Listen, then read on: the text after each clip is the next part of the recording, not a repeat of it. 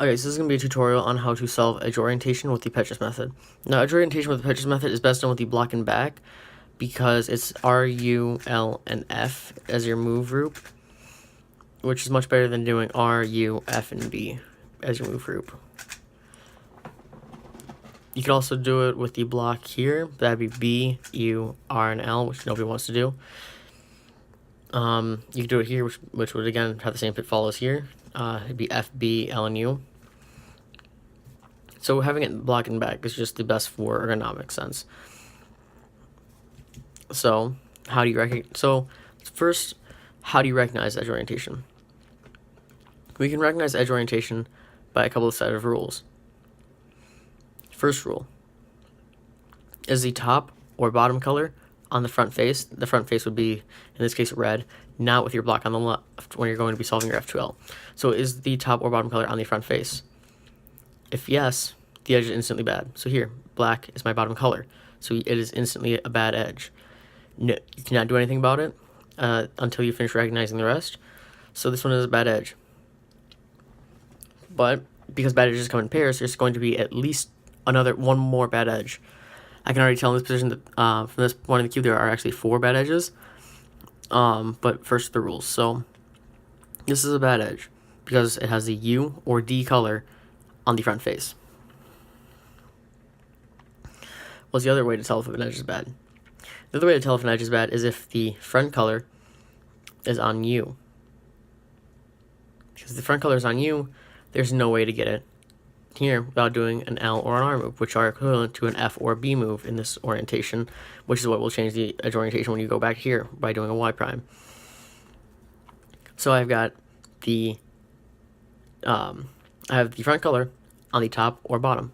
So right here, this is the front color and it's on the top. Therefore, it is bad. So these two are bad. And I said there's 4 more, which means there are 2 more bad edges that need to be found. So the next rule is if the left or the right side color is on the top or the front. Now the issue with one of those sets of rules is if it's on the front, it could be a good edge, such as this one right here. The left or right color, so in this case blue, which is the left color, is on the front, but the top edge is the U or D color, so it's good. But in this case, with this one, the left edge, or the left color, in this case blue, is on the front, but the front color is on the right, which is bad. So therefore, this is bad. The other rule is if the left or right color, or if the left or right color is on the top.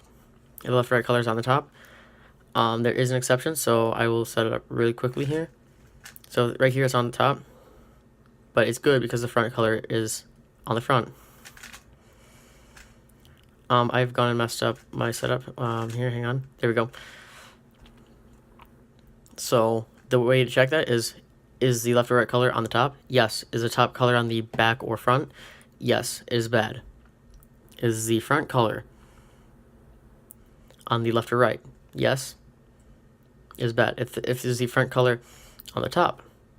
Yes, it is bad. However, with that first rule, I neglected to mention that if the front color is on the left or right, it could still be good because here, the top color is on U or D.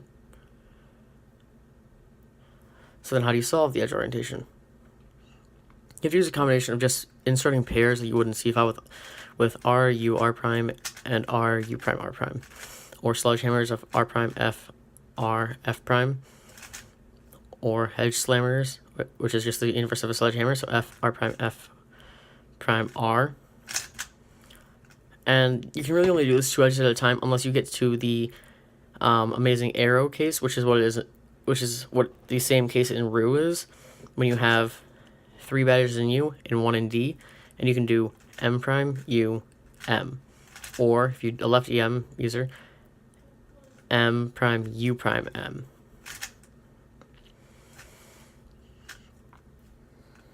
So instead of just memorizing algorithms and figuring out, okay, well this algorithm does this to it, why does the algorithm work? So what we can notice here is by doing this, I've gone and made this edge good by doing an R, because it's equivalent of a B. So I've made the edge good in this orientation.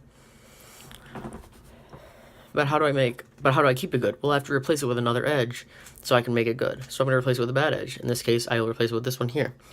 So I'll put this here, but now my block is broken, so I need to fix my block.